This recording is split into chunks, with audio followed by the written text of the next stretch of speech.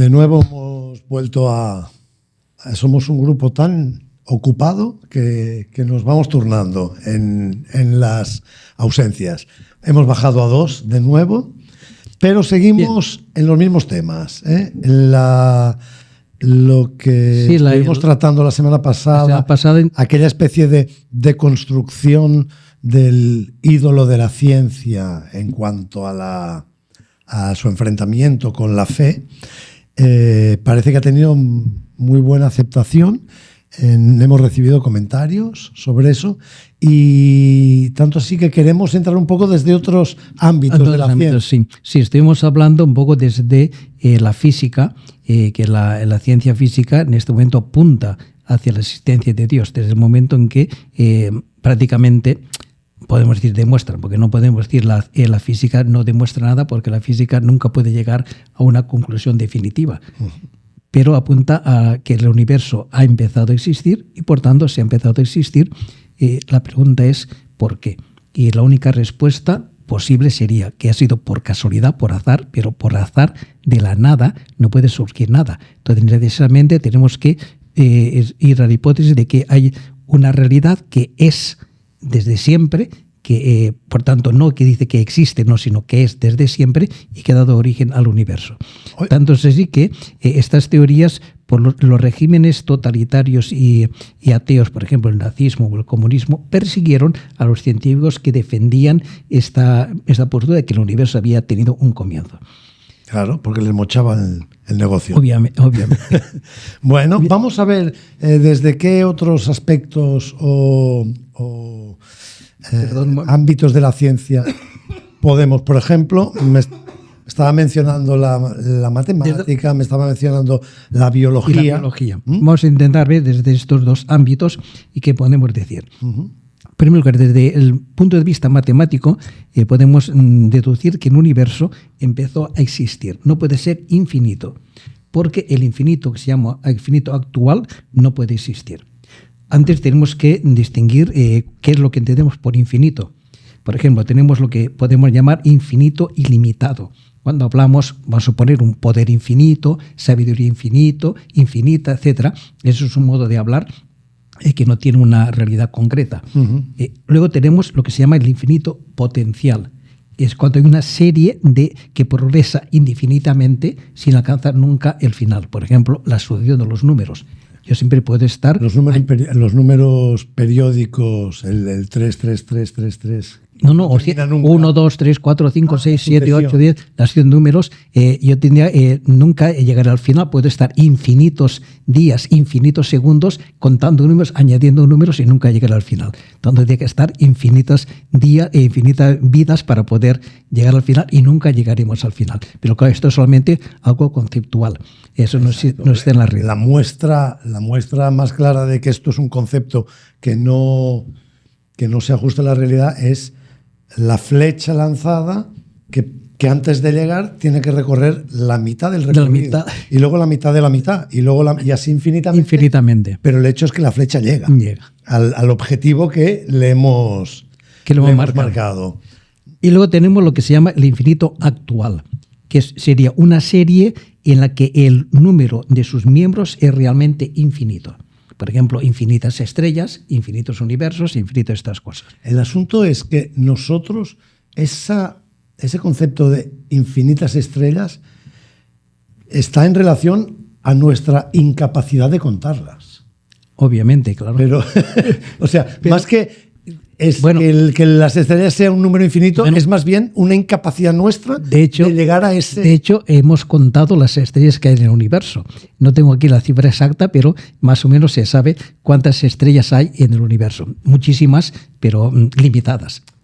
Exacto, porque incluso en la Escritura le dice Dios a Abraham, cuenta el número de las estrellas si puedes, o los granos de arena de la playa. Sí. Pero si alguien se pusiera a contarlos, podría llegar. Podría llegar a contarlos, pero llegará un momento en que los contaría todos. Le costaría lo que le costara, pero los diría a todos. No es tanto infinito como incontable. Exactamente. Pero no puede haber infinitos granos de arena en las playas, en los desiertos de los demás. Exacto. Entonces, por ejemplo, por poner un ejemplo, lo que podríamos llamar el hotel imposible. Imaginemos que hay un hotel que tiene infinitas habitaciones y que está completamente lleno, tiene infinitos clientes. Si al hotel llegan otro número determinado de clientes, 10, 15, 20, 1 millón, 10 millones de clientes nuevos, siempre podían caber, porque hay infinitas habitaciones y por tanto los podíamos colocar. De forma que, y así hasta el infinito, podíamos ir constantemente colocando nuevos clientes, el hotel estaría lleno y tendría los mismos clientes que al principio, tendría infinitos clientes. Por mucho que añadiéramos, tenía infinitos tiempos. Entonces es una cosa absurda. Es decir, imagínate tú un hotel así, el gerente del hotel que va multiplicando el trabajo infinitamente y él mismo tiene los mismos resultados, los mismos clientes, no puede cobrar más. Entonces, por ejemplo, si el universo fuera una sucesión de sucesos sin principio en el tiempo, implicaría que la existencia de un número actual de sucesos pasados infinitos. Es decir, en este momento habrían pasado infinitos sucesos en el pasado. Entonces, el pasado sería actual. Entonces no habría pasado. Como tampoco habría futuro, porque todo está, siempre estaríamos, constantemente habría sucesos que se están multiplicando hasta el infinito. Entonces estaríamos en la eternidad. No estaríamos en el tiempo, estaríamos en la eternidad, en lo que ni pasado, ni presente, ni futuro, sino que todo es presente. Tanto el universo tuvo que tener un comienzo porque el infinito actual, es decir, que haya infinitos miembros, de eso es imposible, no se puede dar. Como no puede haber infinitas estrellas, de hecho no hay infinitas estrellas, ni hay infinitos partículas elementales. Las partículas elementales, que son lo que constituyen todos los elementos de la materia. Hay cantidades inmensas, pero siempre finitas. Siempre hay un límite y algo que termina. Desde esto un poco desde la imposibilidad del infinito actual, de que se pueda dar el infinito actual. Pero también las matemáticas nos aclaran también otro dato muy importante, porque uno puede pensar que las matemáticas son un conocimiento científico ilimitado, que siempre podíamos saber más. Esto es lo que defendía un famoso matemático, Hilbert, a caballo entre el siglo XIX y el siglo XX, que decía que las matemáticas eran un conocimiento perfecto y que siempre podíamos ir avanzando en el conocimiento de las matemáticas y podíamos así, podíamos llegar un día con las matemáticas a poder conocerlo todo. Esto fue contestado concretamente en 1930 en un congreso matemático que se dio en aquel momento en la ciudad de Königsberg, actualmente Kaliningrado, precisamente la patria de Kant, Immanuel Kant, un congreso de matemáticas donde Hilbert estaba exponiendo sus teorías y en ese momento un joven matemático desconocido, Kurt Gödel, que ha sido considerado como el mayor matemático posiblemente de todos los tiempos, amigo íntimo de Einstein, luego fue amigo íntimo de Einstein, el que propuso el que él llama la teorema de incompletitud. Es decir, que hay cosas que sabemos que son ciertas, pero que nunca podemos probar. Por ejemplo, yo tengo un teorema, una proposición es una proposición demostrable lógicamente a partir de axiomas que hemos puesto anteriormente o de otros teoremas que ya hemos demostrado. Por tanto, es una realidad, es una proposición verdadera. Okay. ¿Hay algún ejemplo? Teorema de Tales, el teorema, por ejemplo, que un triángulo equilátero. El teorema de Pitágoras. El teorema de Pitágoras, es decir, son teoremas que se demuestran también a partir de axiomas o a partir de otros teoremas anteriormente que ya hemos demostrado. Que por cierto, Pitágoras ya era el primero, como filósofo de la naturaleza, el primero en proponer que todo podía ser reducido a cálculos matemáticos. A cálculos matemáticas. Todo respondía a números. Exactamente. Y fórmulas. Porque el universo se puede explicar matemáticamente. De hecho, todas las teorías científicas luego tienen una explicación. Matemáticamente están explicitadas. Se mencionan las famosas, por ejemplo, la famosa ecuación de Einstein, la energía es igual a masa por velocidad de la luz al cuadrado. Y así sucesivamente. Pueden ser cálculos muy complicados, pero se pueden reducir a cálculos matemáticos. Ahora bien, la cuestión es, bueno, hay proposiciones verdaderas, pero la pregunta es, ¿toda proposición verdadera es demostrable? Para este matemático Hilbert, todo problema era solucionable.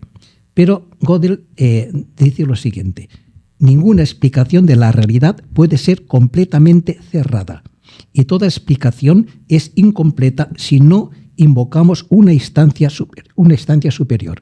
Si yo puedo, hay, por ejemplo, en cualquier sistema aritmético, por ejemplo, el sistema aritmético H, es incompleto, porque hay proposiciones que no pueden ser demostradas desde H.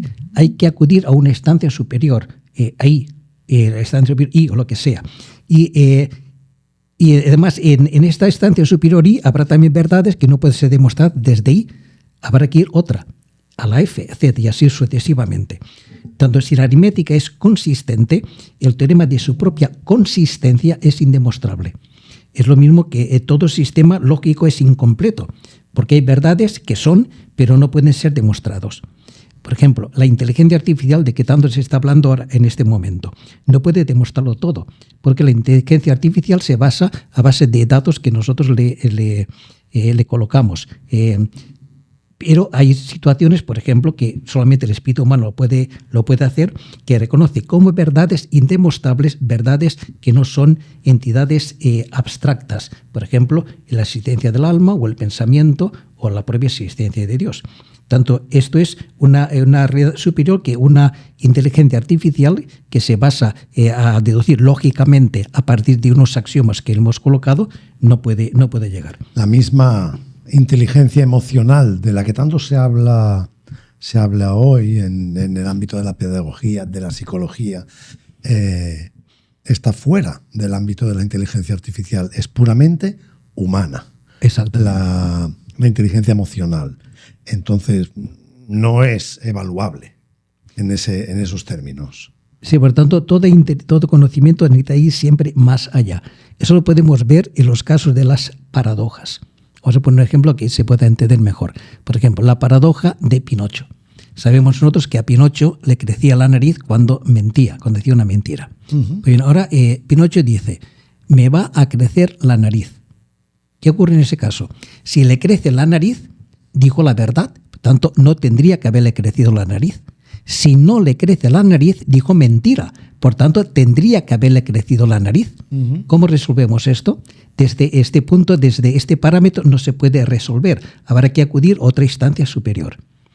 Más claramente lo podemos ver en la paradoja que nos presenta el Quijote. El Quijote, recordemos que a Sancho Panza, el escudero de Don Quijote, le han nombrado gobernador de la ínsula Barataria, con la intención de reírse un poco de él. Entonces le presentan, él como gobernador es juez, y tanto tiene que emitir juicios. Entonces le presentan un caso imposible. Le dicen, señor gobernador, en la ciudad hay un río, y en el río, lógicamente, hay un puente que lo cruza. Y al otro lado del puente hay una horca. A toda persona que cruza el puente se le pregunta a dónde va. Si dice la verdad, se le deja pasar. Si dice mentira, se le ahorca. Pues bien, el caso es que el otro día vino un señor y le preguntamos, ¿usted a dónde va? Y él contestó, a morir en esta horca. ¿Qué hacemos entonces? Porque si le ahorcamos, dijo verdad, y entonces no debemos de haberle ahorcado. Pero si no le ahorcamos, dijo mentira, y entonces tendríamos que haberle ahorcado. ¿Cómo hacer justicia? ¿Cómo hacemos justicia? Entonces, desde el punto de vista de la justicia, ahí no hay solución, no se puede explicar esto. Entonces, Sancho dice, mi señor Don Quijote me enseñó que cuando la justicia no sirve, tenemos que acudir a una instancia superior. Vayamos a la misericordia. Por tanto, seamos misericordiosos y dejémosle pasar. Es mejor dejar vivir a un mentiroso que no matar a un verdadero. Por tanto, desde la justicia, esta proposición no tiene solución. Hay que acudir a una instancia superior, en este caso la misericordia. Y eso ocurre con todos los teoremas. No son demostrables en este sistema. Se requiere un sistema superior. Y para este otro superior. Y así, indefinidamente, hasta llegar a una realidad que lo explique todo, donde podamos conocer toda la verdad que es Dios. Uh-huh. Solamente desde Dios podemos conocer toda la verdad. sin Dios siempre tendremos algo que se nos escapa, que no podemos resolver desde este punto de vista. Ahí entra todo el aspecto de los juicios morales, que no tienen una solución matemática. Matemática no la tiene. Porque lo que uno juzga en su conciencia puede ser distinto a lo que otro juzga en la suya. Y eso no tiene forma de ser explicado matemáticamente ni con un sistema. Así es. Hay otros ámbitos, ¿verdad? Hay otros ámbitos. El ámbito de la biología. Este es muy interesante.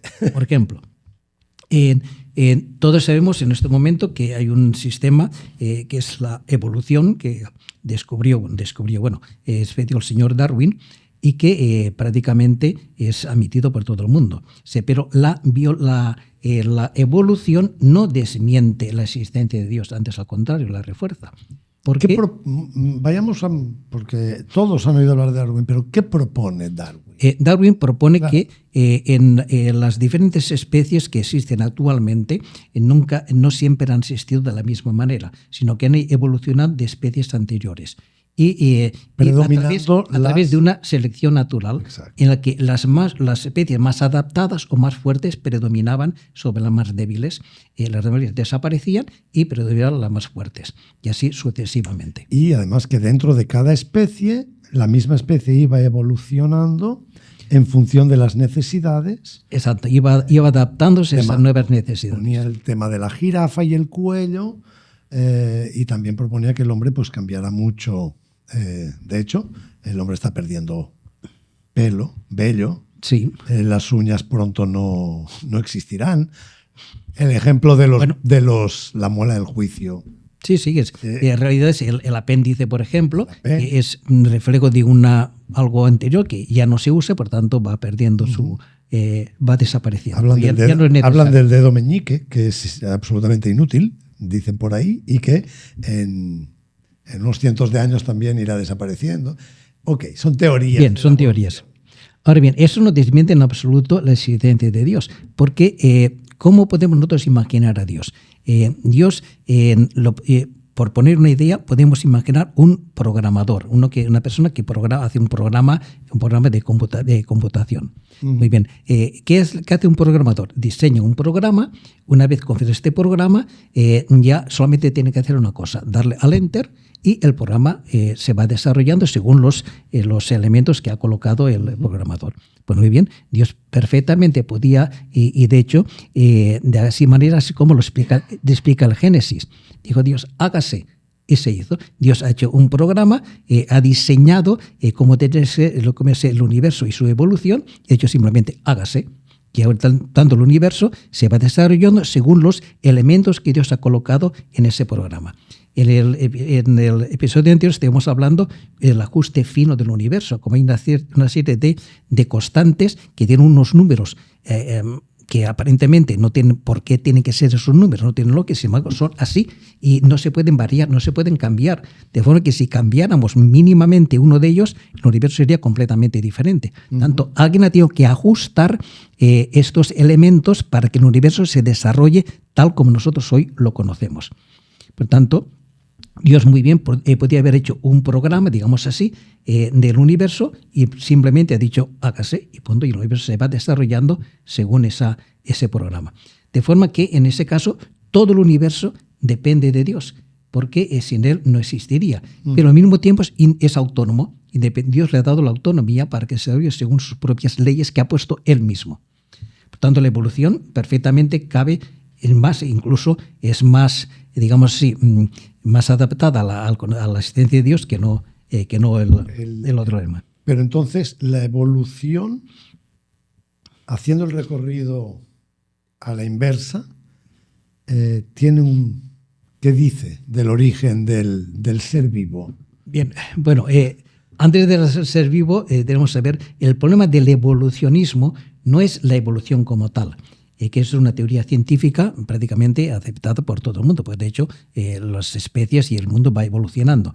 El problema es el materialismo, es decir, que esta evolución es puramente material y se produce únicamente por azar. Y por tanto, por combinaciones por azar de elementos puramente materiales. Yo hasta donde tenía entendido, Darwin hablaba de que todo el origen del ser vivo viene del mar.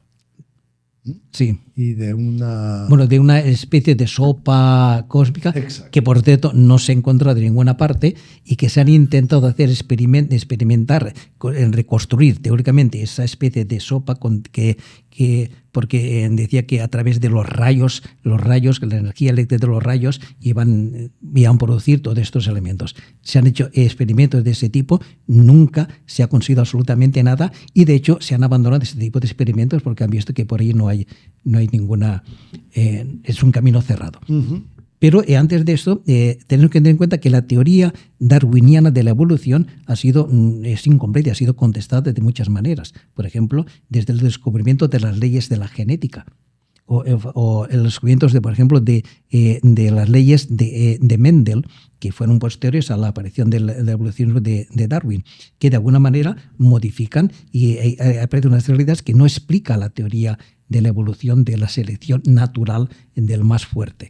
Por tanto, además, no explica las realidades espirituales. O sea, de dónde surge, por ejemplo, la inteligencia, de dónde sigue el conocimiento, de dónde sigue la libertad. Eso no se explica por selección natural. O sea, las características superiores. Es que, por cierto, me viene algo a la cabeza. Además, ocurre algo, si aceptamos la teoría del evolucionismo, en que son los más adaptados los que predominan, esto nos lleva inevitablemente, y de hecho así sucedió históricamente, al racismo. Porque según esto hay razas más adaptadas que prevalecen sobre las demás y por tanto tienen más derechos que las demás. También nos puede llevar esto a la eugenesia. Es decir, si lo que importa es que se prevalezcan los más fuertes, entonces hay que favorecer a los más fuertes y a los más débiles hay que sacarlos de la circulación. De hecho, en un primo de Darwin, Spencer, aplicó, digamos, se sacó las consecuencias lógicas del pensamiento de Darwin. Uh-huh. Era eminentemente eugenésico y así ha sido, por ejemplo, la fundadora de Planned Parenthood era eugenésica y hablaba claramente de que había que limitar la procreación de especies inferiores y favorecer las superiores. Como eran hablaba de los enfermos mentales, los sifilíticos, los delincuentes, y que tenían que aceptar ser castrados o no salir nunca de unos ciertos campos de concentración. Esta era Margaret Sanger. Un día podríamos hablar de sus teorías eugenésicas y sus 14 propuestas al presidente Wilson a principios del siglo XX, que son terroríficas. Esto se ha eliminado, claro, porque después, como el nazismo eso lo llevó a la práctica, entonces para evitar la confraternidad que sea similar al nazismo, entonces se eliminó. Pero en la práctica es exactamente lo mismo. Exacto. Y estas teorías siguen todavía hoy vigentes. Hay un médico australiano, bueno, varios, son bastantes, en este momento no me viene a la mente su nombre, que habla así claramente que el hombre es un mero producto de la evolución y por tanto, ¿qué dignidad tiene el hombre? La que yo le quiero dar es un objeto que por tanto yo puedo manipular como quiera. Y él habla claramente de que habla claramente del infanticidio, así que hay niños que no merecen ser vividos porque no tienen calidad de vida y simplemente hay que eliminarlos. Uh-huh. O bien incluso dice que una persona es solamente persona cuando tiene todas las facultades en acto. Por tanto, una persona que ha sufrido un derrame cerebral, por ejemplo, incluso una persona que está durmiendo, teóricamente, según él, no sería persona. Entonces ahí se le podía hacer algo que no se puede hacer a las personas. Es el problema, que muchas de las teorías, quien las propone no tira las consecuencias, deja que otros saquen las consecuencias prácticas, pero el origen está en la propuesta. Es decir, un Estado que siguiera las teorías darwinistas sería un Estado fascista. Y de hecho, así sucedió concretamente en la Alemania nazi. Uh-huh. Entonces, además, la proporción de que todo es materia es una paradoja, porque es una verdad o bien, por ejemplo, decir que todo en el mundo es relativo, que no existe la verdad, esto es una paradoja, porque y tengo una verdad, la verdad que no existe la verdad, por tanto existe una verdad. Tanto el relativismo y el materialismo se contradicen a sí mismos. Es una pura contradicción. Además, si aceptáramos esta teoría, tenemos que decir que nosotros no somos libres, porque nuestras acciones dependen de las influencias, de las circunstancias que nos rodean y estaríamos determinados a actuar de una forma concreta. Entonces, ¿dónde está la libertad? El hombre que puede decir no. Cuando, por ejemplo, hay una cosa que le interesa, que le conviene, y el banco puede decir no, aunque me convenga, no lo hago. Por ejemplo, ¿podría yo apropiarme de un bien que me he encontrado, por ejemplo, a suponer una cartera en el suelo con bastante cantidad de dinero? Ahora bien, mi conciencia me dice que ese dinero no es mío, por tanto, ¿qué tengo que hacer? Eso, buscar a su dueño o llevarlo a la policía para que busquen a su dueño y lo encuentren. Es decir, a mí lo que me favorecería era quedarme con el dinero, pero hay algo, un instante superior que me dice, no, eso no es correcto. Eso no lo explica la evolución, ni mucho menos. Una ley natural escrita en nuestro interior. Exactamente. Porque si todo es materia y todo es producto de la materia, entonces, concretamente, si Dios no existe, entonces yo ¿por qué tengo que ser bueno con los demás? ¿Por qué tengo que comportarme éticamente? Ya lo decía Dostoyevsky, si Dios no existe, todo está permitido. Yo puedo hacer lo que me da la gana, mientras no me pillen, mientras no me descubran. Entonces, porque yo no tengo que responder de nada ante nadie. Si todo acaba con la muerte, pues bueno, aprovechemos antes que llegue la muerte, vivir lo mejor posible, aprovechándome de quien sea, incluso explotando a quien sea, con tal de yo poder pasarlo en bien lo mejor posible mientras no me descubran. Entonces sí. Mientras no tenga que enfrentarme a la ley, pero la ley positiva, la ley escrita por hombres. Mientras tanto,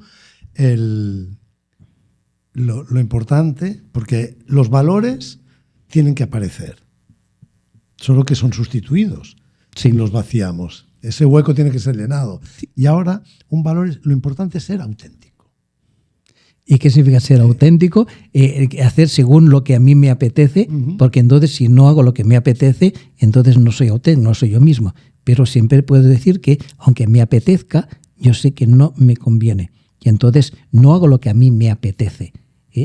Por tanto, eso no lo explica la evolución materialista de ninguna de las maneras. Además, si siguiéramos con esta teoría, tenemos que esto nos llevaría al desprecio del ser humano, porque el ser humano es simplemente una evolución más de un producto material.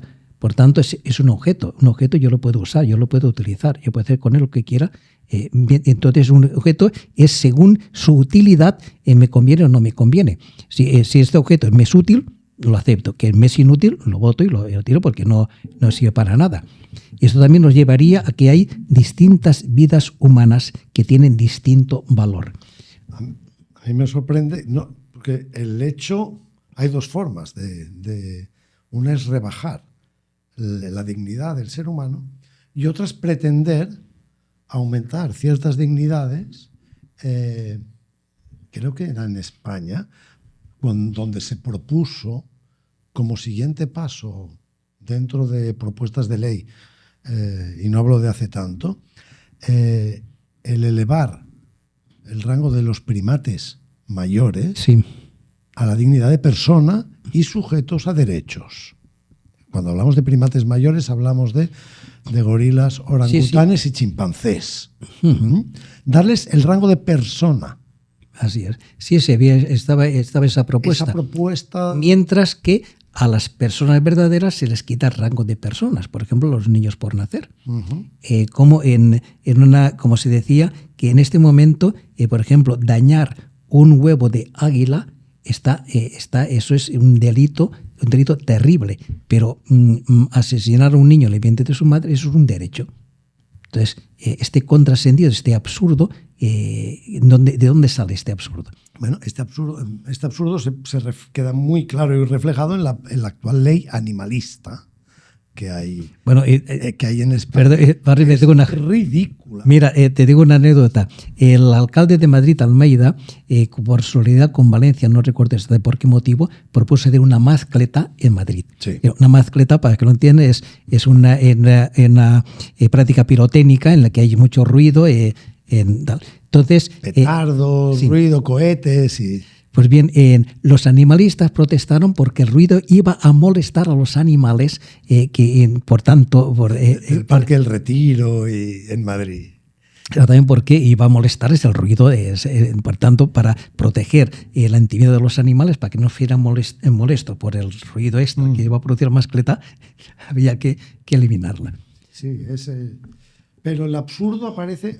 Yo busqué porque me vino a la mente cuando se propone una teoría, por ejemplo, estábamos hablando del darwinismo, y esa pretende enfrentarse por ejemplo, en este caso, al creacionismo, sí. Y lo hace ridiculizándolo y presentando una oposición, al final quedan ridiculizados los dos, de modo que aparecen terceros, y yo me estaba acordando ahora de una propuesta que hizo un profesor científico de una universidad en Estados Unidos y que, a modo de ridiculización de ambas, decían, como todas son un brindis al sol, yo voy a proponer la tercera. Se llama el pastafarismo. Sí, lo he oído hablar. Lo he oído hablar. Que es una ridiculez tal como que todo proviene de el origen viene de un ser superior que no es más que un plato, una masa de espagueti con albóndigas superior, del cual proviene toda la creación. Parece que se está burlando, pero de que se está burlando es de ambas teorías de la creación y diciendo, en el fondo, no sabemos nada. Y si tú dices una y el otro dice otra, yo puedo decir una tercera. Sí, es así porque... O sea, se ridiculiza al hombre, pero se ridiculiza todo. Pero siguiendo con las consecuencias del evolucionismo, no de la evolución, sino del evolucionismo, habría vidas que son más aptas que otras, mejores que otras. Por ejemplo, un niño sano con respecto a un niño minusválido. Entonces, el niño sano hay que respetarlo, el niño minusválido habría que desecharlo. Y así sucesivamente con todas las cosas. Esa es la famosa teoría de la calidad de vida, que hay vidas que no tienen calidad de vida y, por tanto, como no tienen calidad de vida, para que no sufran, vamos a eliminarlas. ¿Cómo se puede preguntar eso? Claro, el problema es que si un enfermo pongamos con ELA, sí, decide que no tiene calidad de vida y prefiere acabar con ella, todos los enfermos de ELA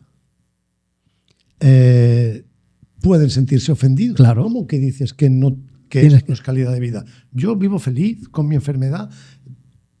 Entonces, hay que pasarlo, ya no es objetivo. No hay un rango de calidad de vida o no. Por lo tanto, hay que pasarlo al ámbito subjetivo. Cada uno decide. Y entonces, si yo tengo una gripe y digo que así no quiero vivir, tengo que ser respetado. Porque no hay una objetividad en cuanto a qué es calidad de vida. El problema está cuando la persona afectada no puede decidir, no tiene capacidad de decidir. Entonces, ¿quién decide por él? Bueno, es el Estado que decide por él. El caso, por ejemplo, de los niños, hemos vivido varios episodios de Inglaterra, los niños que tenían una enfermedad que era incurable y que la Corte Suprema de Inglaterra decidió en todos los casos que este niño tenía que morir para respetar, digamos así, para el bien del niño, porque en esa enfermedad era imposible, era digamos, insufrible poder vivir, por lo tanto había que matarlo. Y a pesar de que otros gobiernos y otros estados, concretamente Italia, en el último caso y anteriormente también en otros, había ofrecido la ciudadanía italiana, en este caso era una niña, y se ofrecía a llevarla a Italia para ser atendida allí, la Corte Suprema de Inglaterra dictaminó que no, que había que desconectarla y había que dejarla morir. porque no tiene calidad de vida. Entonces hay vidas que son buenas y otras vidas que no merecen vivir. Esto es la consecuencia de si todo es evolución a partir de la materia. Exacto. Y otra cosa que no demuestra el evolucionismo es la aparición de la vida. ¿Cómo puede ser la vida a partir de la materia inerte, la materia inanimada? Sí, porque hay un salto cualitativo, que eso nos lo explica la evolución de las cosas. Entonces hay un elemento nuevo que aparece que no estaba antes. ¿De dónde surge este elemento nuevo? Y por tanto, después hablemos de un supuesto Big Bang, donde aparece el universo, pero en un punto del universo además aparece vida. Aparece vida. Y luego veremos que dentro de la vida aparece otro elemento distinto, que es el conocimiento humano, que es la capacidad humana de conocer y de libertad, que eso tampoco está dentro de la determinación biológica de los seres vivos. Entonces hay saltos que no se pueden explicar. Bien, entonces aparece la vida, aquí no hay constancia, no hay evidencia de que haya vida en otro lugar. Sí, no, eso aparte. Pero entonces, es que además apareció aquí, solo aquí. Supuestamente porque aquí hay agua. No, pero no es por el agua. No, en este momento nadie sabe cómo ni por qué apareció la vida. Okay. No hay ninguna explicación en este momento. Uh-huh. Incluso, por ejemplo, vamos a poner un dato. Para que se dé el menor ser vivo posible, el más simple, el más elemental, el unicelular. Unicelular, este es el ser vivo mínimo, que por tanto que pueda reproducir, etcétera, tiene más de 250 genes. Te voy a decir los datos. Más de 300.000 pares de bases. Además tiene una máquina de replicación, se puede replicar, además del ADN, que es complicadísimo. Además tiene un sistema de traducción y de transcripción, que se puede transcribir, este ADN se puede ir reproduciendo. Además tiene más de 200 tipos de proteínas y así sucesivamente un montón de cosas. Es decir, para que un ser vivo de esta categoría tan simple se pueda producir por azar, simplemente por azar, la proporción es de 1 por 20 elevado a 1000. Son las probabilidades. Las probabilidades. Una probabilidad contra 20 elevado a 1000. Es decir, 20 multiplicado por sí mismo 1000 veces. 20 por 20 por 20. Por 20. 1000 veces. Por tanto, es imposible que se pueda dar este ser vivo por generación espontánea. Y además, para que esto se pudiera dar, se requeriría un tiempo, porque se comprueba y sucesivamente hasta llegar a dar con esta solución. Uh-huh. Requeriría que la vida, un tiempo de espacio que sería 293,5 veces la edad que tiene la Tierra. La edad de la Tierra se ha calculado para que se desarrolle. Para que se desarrolle. Ese ser unicelular. Unicelular. Okay. La edad de la Tierra, según más o menos, tiene unos 5.000 millones de años. Pues bien, 5.000 millones de años multiplicado por 293,5 años. Por tanto, no ha habido tiempo desde la aparición desde la creación, ni siquiera la creación del universo, para que se pueda desarrollar un elemento unicelular básico, simplicísimo, el más simple que se pueda dar a la vida. O sea, eso quiere decir que ese ser tiene que haber aparecido como es y puesto. Porque ha sido programado desde el comienzo, porque ha habido un programador que ha puesto en el programa para que se den estas circunstancias, de estas situaciones, y se pueda producir esto. Tanto está diciendo que la biología nos está diciendo que no puede haber producido la vida, no solamente la vida, sino toda la realidad de las especies vivas que tenemos, no se ha podido haber producido por azar. Tiene que haber habido una mente programadora que lo haya... Una voluntad que lo haya determinado así. Es decir, todo esto nos lleva necesariamente a preguntarnos... un creador, ¿quién ha programado esto? ¿Y por qué lo ha hecho? ¿Y para qué lo ha hecho? Uh-huh.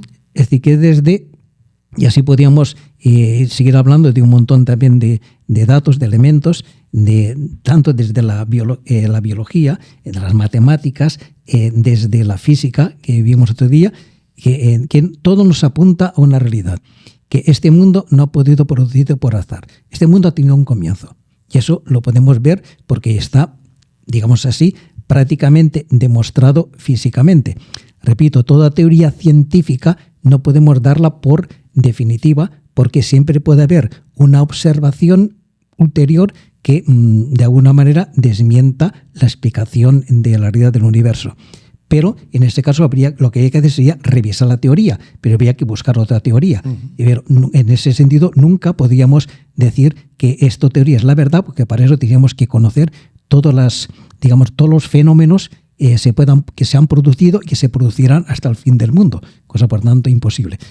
Pero las teorías explican lo que vemos en este momento. Y de momento lo que podemos decir también que todo apunta no solo a eso que ha dicho, sino además que el culmen de todo lo creado es el ser humano, que hay una dignidad por encima del resto de la creación, ¿o no? Porque hoy la teoría evolucionista dice hoy está el ser humano, pero desaparecerá y vendrá otra especie dominante. La máquina. No. Vamos a ver. Todo esto nos está, lo que nosotros vemos en este momento, lo que la ciencia nos está diciendo, que este universo ha tenido un comienzo. Y por tanto, si ha tenido un comienzo, inevitablemente surge la pregunta: ¿por qué ha comenzado? Porque si ha comenzado, significa que algo tenía que haber antes que diera origen a este universo. Porque de la nada no puede venir absolutamente nada. Todas esas teorías, por ejemplo, de que una estrella no puede surgir espontáneamente, sino a partir de elemento cósmico, de polvo cósmico que existe anteriormente, pero un universo sí, porque la ley de la gravedad postula esto. Esto es absurdo, aunque lo diga Hawkins. Es absurdo porque la ley de la gravedad surge juntamente con la materia. Por tanto, no puede ser previa a la materia. Yeah. Tanto, siempre tiene que haber, si ha habido un principio, tiene que haber algo o alguien que haya dado origen a este principio. Y ese algo o alguien no puede ser material y tiene que ser siempre. Tiene que ser eterno. Esa es la alternativa, porque la alternativa es decir, no tengo ni idea de por qué existe esto ni las cosas, porque de azar es imposible y de la nada no surge nada. Muy bien, pues yo pienso que nos hemos ido, está bien, pero como cierre a lo que la semana pasada comenzamos, desde la física, hemos visto matemática y biología, pienso que ha sido un buen cierre para este tema, ciencia y fe.